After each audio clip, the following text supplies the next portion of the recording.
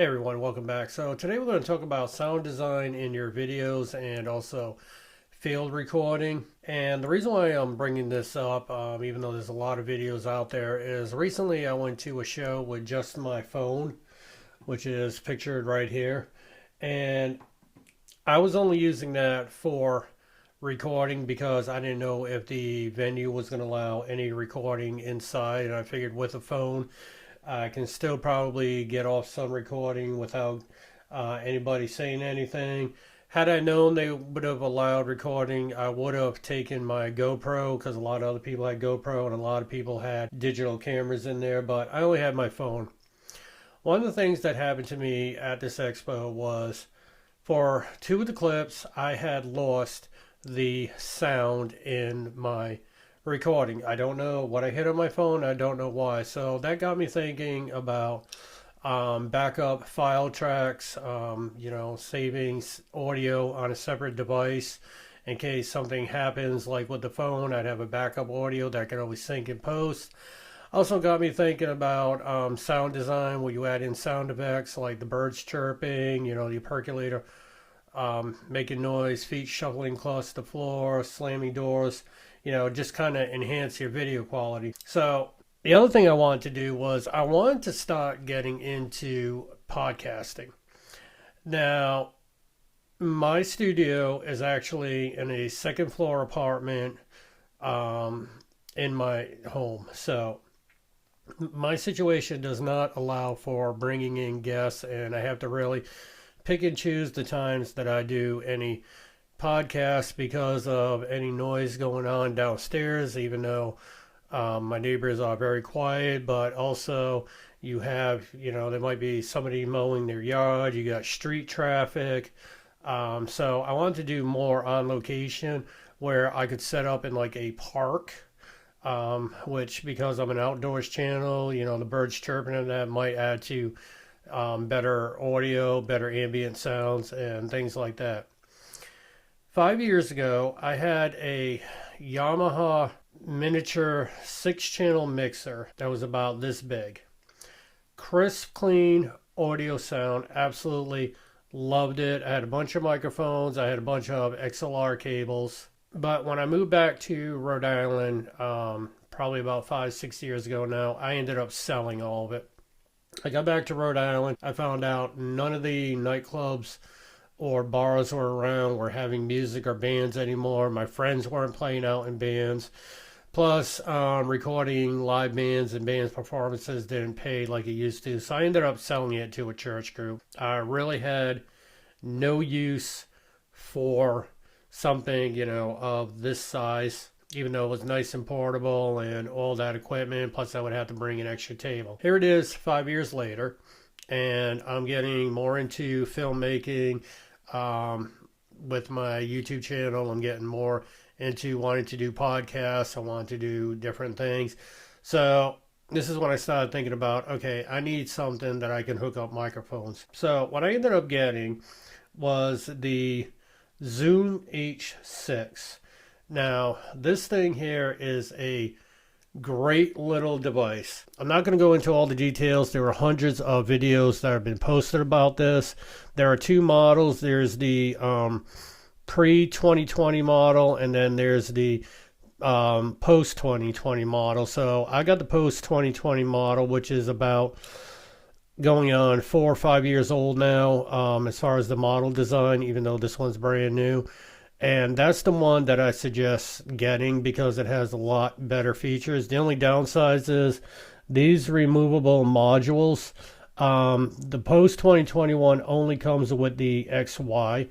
It does not come with the other modules that you have seen, like the little ball one, to be able to get stereo left and right with more of a surround to it. But that's neither here nor there for my use, because they do sell the modules separately, which I can get. The other thing I love, as opposed to some of the other recorders out there, is this thing has the analog dials so that I can adjust as needed without having to play around with settings and everything. So I like the fact that it has the analog dials, has a separate gain control for the XY capsule that comes with it. The other capsules you get with it will have the separate gain.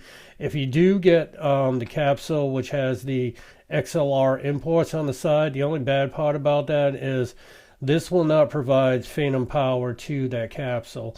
Although you've got 4 channels of XLR on each side that will provide phantom power. I've done some testing with this thing. It's really a great unit. I've had it hooked up to my camera, as you can see in this picture here. It's nice and portable. As you can see, I have it attached to a tripod with an articulating arm off to the side, and on top of my tripod I have it plugged into my kind of Frankenstein ZV-1 setup. And the reason why I say it's Frankenstein because I really built out that ZV-1. You've seen in my other videos I explain what I've done, but basically it has a place where I have a shotgun mic plugged into it. I had the module for the wireless Rode lapel mics. I have the Atomos Shinobi. It's not the Ninja. It doesn't record. It's only the Mantra. It's the Shinobi. I had a side handle with a phone grip that I can put a little battery pack for external power. I have the grip on the other side, which is actually the Sony remote. But focusing on just the zoom, you can see in the setup that I have the headphones plugged into it. Now, those are my studio headphones. Those are not what I would use if I wanted to do ambient sound recording. They're just a little too bulky. I may switch over to those in the future if I get some new headphones for the studio that I actually like. The problem with the studio headphones, though, is the ones that I found over at, let's say, like Best Buy, are really for listening to music. They're not really for studio work, so they have a lot of bass in them. And if I'm doing studio work where I'm working with sound files, music tracks, or even if I do, let's say, go out and record an acoustic set or a band in the future, I really don't want that heavy bass tones. I really want the clean, crisp sound this way here that I can hear each instrument. I can hear and just sounds. Particularly, that's why, I keep using these right here, which are an old Sony. These things are probably almost 20 years now. You can see the coating on the earpieces is starting to come off. But these were cheap $20 headsets, and they are foldable, so they are compact and such. These are super crispy clean. I don't know if they still make these. I haven't been able to find them anywhere, but I wish they still did, because I would actually go ahead and pick up another pair. So getting back to the Zoom H6, one of the things with the new setup for the podcast that I really, really like is that I can actually go ahead and power this off my EcoFlow. So I have the EcoFlow River 2, which is only the 200 watt lithium generator, which I've taken camping. I've taken it various places. Fully charged 100%. You can see that I have plugged in the dummy battery for the Sony ZV-1, so I get constant power. I don't have to worry about the little tiny batteries running out. I have the Zoom plugged in, so those two plug in USB. Also plugged into that, I have the Atomos Shinobi, which is the big AC transformer that you see plugged in. Unfortunately, there is no USB for that, although I have a bunch of the Sony batteries that would actually go ahead and power that thing for hours. But as you can see, using the EcoFlow, I can get 9 hours at 100% charge, which is more than enough. So taking this thing out to a park, taking it out to a coffee house or whatever, I would never have to worry about power. The only drawback is with the Zoom H6, as you can see, it's kind of a big unit. So if I want to go out and capture ambient sounds, this would be good because I can replace the module and put a shotgun module on it, but it is kind of big and bulky for just taking out backpacking on my kayak and catching basically ambient sounds. So what I did and what I'm testing out is I got this H1N. The Zoom H1N is basically, I don't know, I want to say probably about a 10-year-old model right now. It does record to micro SD card, and that's the other thing. The Zoom records to a full-size SD card up to 120 gigabytes, so you'll never run out of SD. The Zoom H1 records to micro SD 32 gig, which is mostly enough for ambient recording. So there's been a lot of videos on this also, so I'm not going to get into all the details on this. The windsock does not come with it. This is a third-party one, which I got when I bought this unit. I kind of ordered it all together off of Amazon. This windsock is okay. It does the job greatly. The only thing about it, though, is it's hard to get on and off of this. And I've had a couple of the strands fall out already. So, but for $13, I'm not really going to complain. The Zoom does have its own mic gain, and it is an XY like the H6. Go ahead, take it off for now. But yeah, as you can see, trying to, let me put this back on its tripod. Let's see if that makes it easier one-handed here. No, it does not. So yeah, as you can see, trying to get this on and off, it's really a two-handed job, which I could do off camera. So I tend to leave it on, and I'll go ahead and put it back on later. But yeah, the windsock does do its job. The other thing I got connected to this is I went ahead and took the little tripod from my Hohem phone gimbal. I don't really use the Hohem phone gimbal much. It's a great gimbal, but the only thing that I have found is my phone is a heavy phone, so going through and trying to balance it before using it really becomes a pain. So I went ahead and added it to the bottom of this unit. So, you know, I have a little bit of a handheld, which actually acts a little bit as a shock mount, because these are not shock mounted. You're going to hear every handling noise, but it does muffle it a little bit, and I can get a better grip on it as opposed to trying to grip it up here. And then also I can go ahead and open up the legs on it and set it down as I need to. For listening to the files, it does have a speaker right here. I will tell you, this speaker is only good for making sure you've got a file recorded and you got a sound recorded. Other than that, this speaker is not that great. It sounds absolutely horrible and sounds nothing like what your actual recording is. Your recording is going to be crisp, clean, as long as you have your gain set properly, so you're not getting a lot of hiss and background noise, or what they call noise floor or ambient noise from the room. But yeah, this speaker here is terrible. Which is why I have a pair of AirPods plugged up to it. Like I said, I'd rather wear headsets because of the way it hurts my ears. I do not like earbuds at all. But for going out in the field, doing some ambient recordings, it serves the purpose. It's nice and compact, and will give you a truer to what it actually sounds like.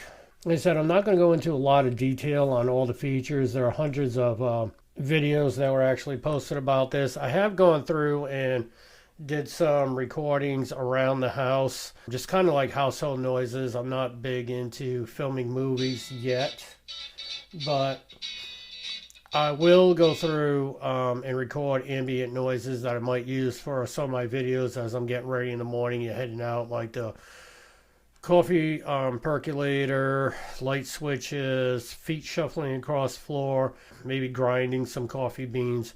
But mostly I am going to go ahead and use this unit out in the field to record ambient sounds to add, like birds chirping, waterfalls, rivers, and that. So that's what I'm going to do today. I'm going to take this out in the field and test recording it and see exactly what I get out of it, and see if I really need to make use of the line in, which will allow you to put a shotgun microphone like the Rode Video Micro or anything else that might be self-powered, because that line in does not have phantom power. So if you're going to use a like lapel mic or anything that requires phantom power, you will have to get the little capsules that provide that. One thing I will tell you about this though, if you're going to go out and do any field recording with this, I would actually suggest that when you start recording, you say what you're going to be recording. For example, if I was recording a rushing river, I will say audio file rushing river, and then start and then record. So this way here I have what it is I'm recording actually in that track. You can always edit it out later. And here's the reason why. Under the file name, you've got two choices, which is either zoom, and then you see the bunch of asterisks. That is just a number that keeps incrementing. It starts at 1 and it'll just keep incrementing every time you record. And then when you delete all your files, it starts at 1 again. Or you have the date time format. What I have found is if you go into the card itself and bring it into your computer, your laptop, your iPad, or whatever, and change the file name to be like waterfall, and then you stick your card back in to this unit, you cannot play the files back through the unit. It will say no files found, or it will have that many less files versus what is actually named Zoom or the date and time format. It's just the way the recorder works. It requires certain file names. Now, if you do take the card out, rename the files, put it back in, it does not erase your files, and there is no option to actually delete it unless you format the card, which gets rid of everything. So that's why I say when you're out recording, say what you're recording, record the sound, then when you get back to the house or whatever your setup that you're going to plug the card into, you can actually go ahead and chop that little piece off, rename the file, and be good. So I'm going to take this out in the field today, and I'm going to do some tests of some ambient recordings. Like I said, I've already tested this in the house, and it works good. I just want to see what it's going to do out in the field, because the other thing that I'm possibly looking into, which I have saved in my Amazon, and let me just go ahead and bring up my wish list. So I am actually looking at possibly getting the Zoom F1 SP recorder. Probably be looking more at this option right here, which is a little bit cheaper, because I don't have the use for a lapel mic on, let's say, the Zoom F1. I'd mostly be looking at the Zoom F1, particularly for doing field recording, with the shotgun mic, the ambient sounds. It comes with the Studio Wind Muff, the true Zoom windscreen dead cat, comes with the cable to plug into your cameras, comes with a shock mount. Question about the SD card, because a lot of people had said that this F1 takes the micro SD and they have gotten a full size. I don't really care about that, because I can always use the SD card. I have plenty of micro and full size SD cards. So that's what I'm looking at possibly getting for taking out into the field.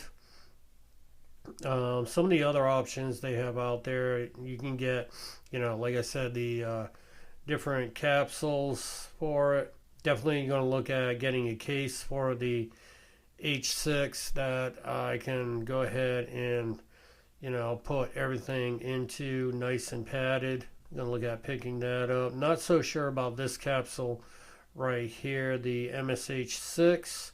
I've heard things back and forth on whether it really adds anything over the XY.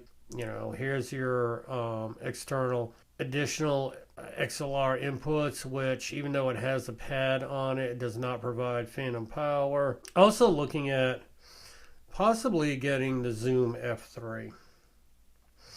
And the reason why I'm looking at the Zoom F3 is it's a nice, handy little unit. It's pricey, but it's nice that it has the two XLR that are locking on it for recording out in the field, which would provide XLR power to my camera. Also has 32-bit float, which is, if you know anything about recording audio, 32-bit float means if you're recording too soft, in post you can boost up the gain without getting that hiss. It also limits it from clipping. If it does clip, now if I'm talking this close to the microphone, you're still going to get distort. But if you're still a good distance from the microphone and you start clipping, it will get rid of the distortion. So yeah, you never want to talk to this close to the microphone anyway. But you know, if I start talking really loud and it starts clipping, which I'm not going to do in the studio here, you know, it's just a little recorder. It does have locking, but that's another thing that I want to talk about these locking. So this is great that your XLRs will not pull out of your camera or your recorder. So you don't have to worry about losing anything by a disconnected or slightly connected cable. But I will tell you, one of the things on the H6 is there is no lock for these XLRs. So if you was to plug in an XLR cable to this, and for those of you who have never recorded before, I will tell you, do not hot plug your cables while the unit's turned on, or you might, you can actually ruin it.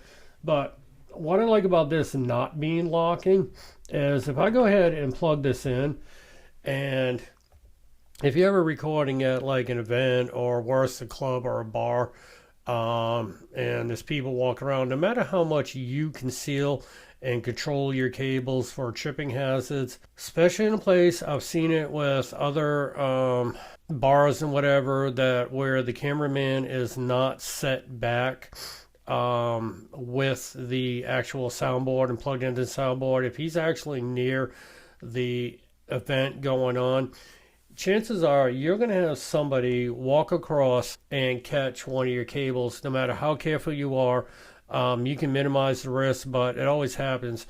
So unfortunately, if this had a lock on it, my cable could actually pull everything, and down would come my camera, down would come everything. So with this being set on a tripod, if somebody was to trip over one of my cables, it would probably unplug first or before all my equipment comes crashing down. So you kind of have to weigh the benefits on whether you want the locks or you don't want the locks. So that's enough talking about the two units. Let's go ahead, head out into the field with the H1N. I'm going to put the windsock back on it, see how it does actually recording ambient sounds, and see if I really want to go ahead and invest. Although with the shotgun mic, it would probably be a lot better sounding. There is another shotgun mic which I can get for this, which is the SSH6, which I've looked into getting, which sounds a little bit better than the original SGH6 according to all the videos that I've seen, because you got your capsule mic here, and then you also got left and right stereo here, and you can use all three together. We're going to see if whether the H1N does a good enough job for what I need it for, or if I want to invest in also the shotgun mic, because I will tell you, the little H1N that I have is really a great unit for around the house, capturing sounds, you know, being something small. But I want to see how it actually does out in nature. So we're going to head over there, and I will see you outside.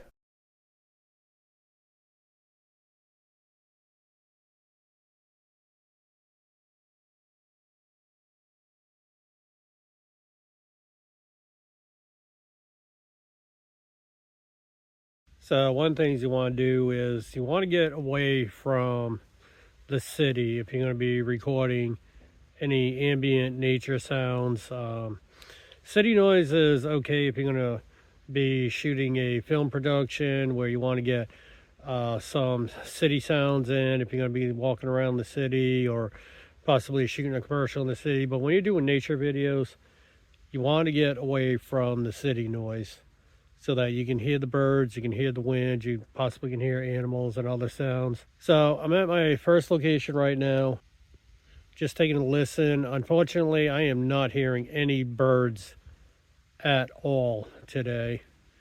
So we're going to move on to another location, hopefully do that. But what I'm going to do is, a lot of my videos involve me packing up and leaving in the morning. So I'm going to go ahead and record the car sound while I'm here in the quiet environment. This way here that I can include that in the future. I'm also going to go ahead and rev up the engine a little bit. This way here you get the sound of possibly speeding away at high speed, and also I'm going to record the sound of possibly driving off. But there's other people around parked in there, so I don't want to leave my equipment out too much. Got the microphone set up over near the engine, and I have a little bit of exhaust leak, so this is going to be the sound of me getting in the car, starting it up, and then revving the engine.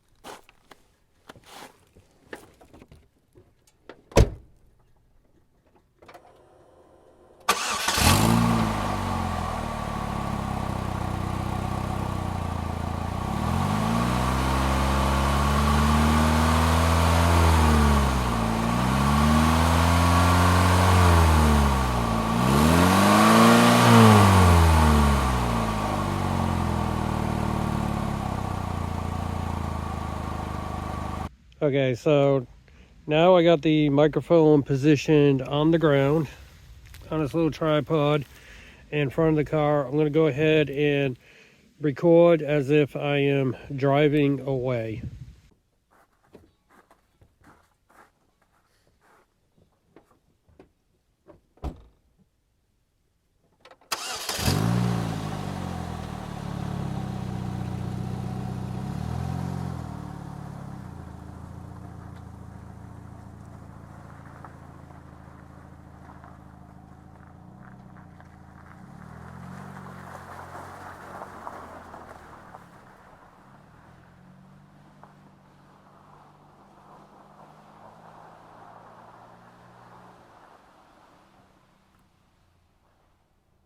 Okay, the next location I'm going to get is the waterfall here in town.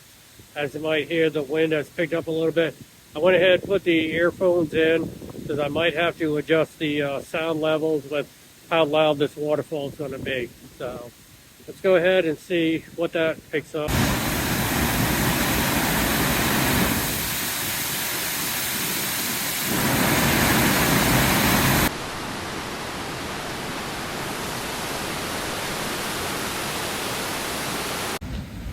So I'm not actually recording right now.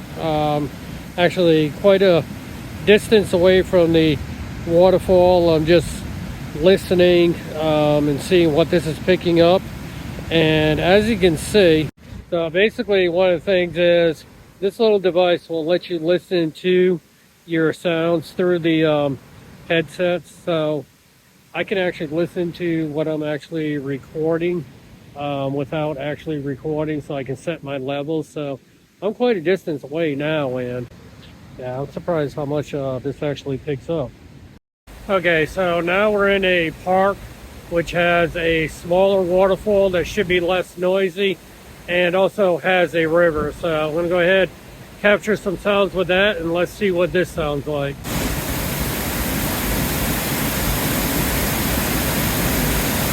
Recording waterfall at park.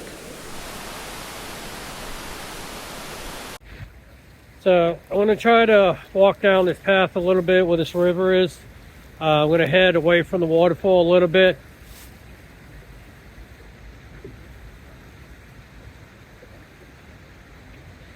That's going to sound good right about there because I want to go ahead and get the sound of the river, but I really don't want the waterfall in it. So I think right about here is going to be a good location.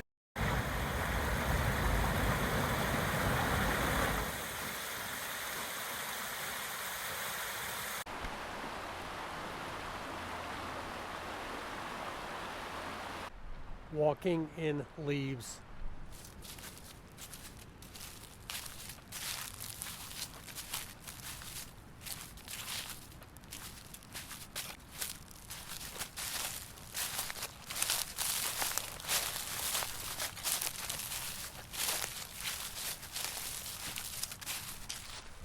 Walking on leaves or walking in the woods.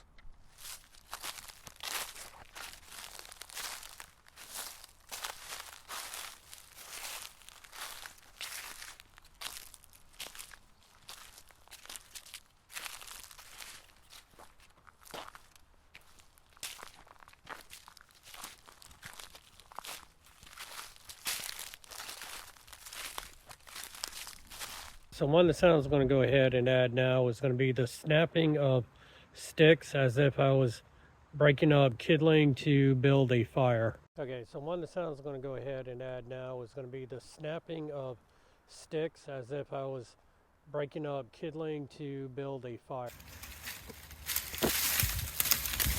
Yeah, this looks like a good branch to use.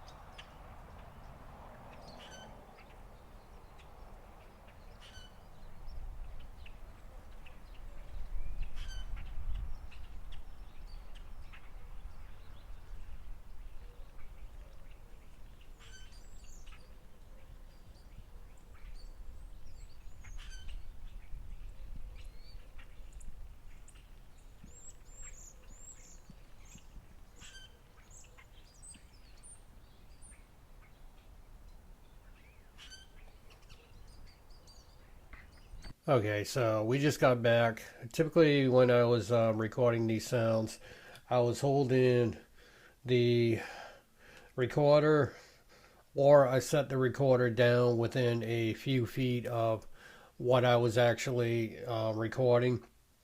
For the part of walking in the woods, I was actually holding the recorder down right about here so that I could capture the sound as I was walking.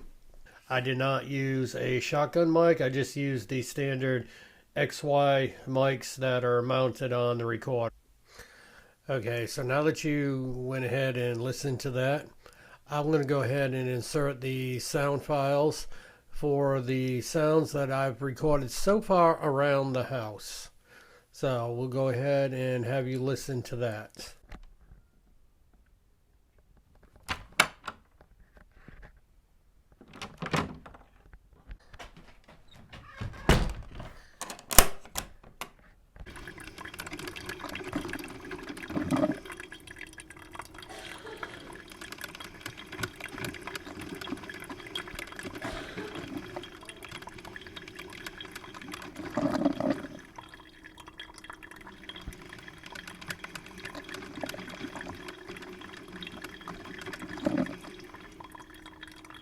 Test audio, feet shuffling across the floor.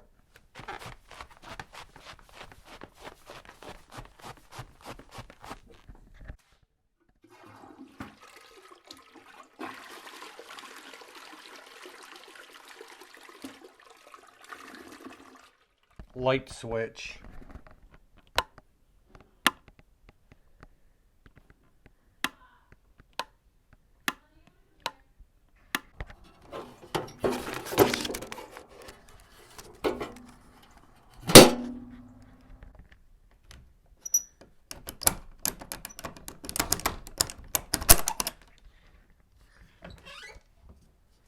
Opening can.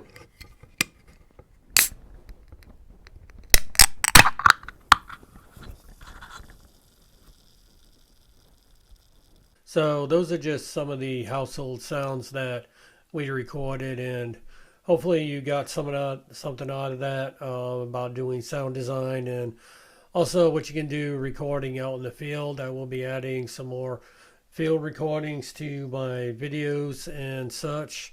And if I get the other equipment that I was looking at, I'll go ahead and post a video on that as well. So we'll go ahead and we'll see you in the next video.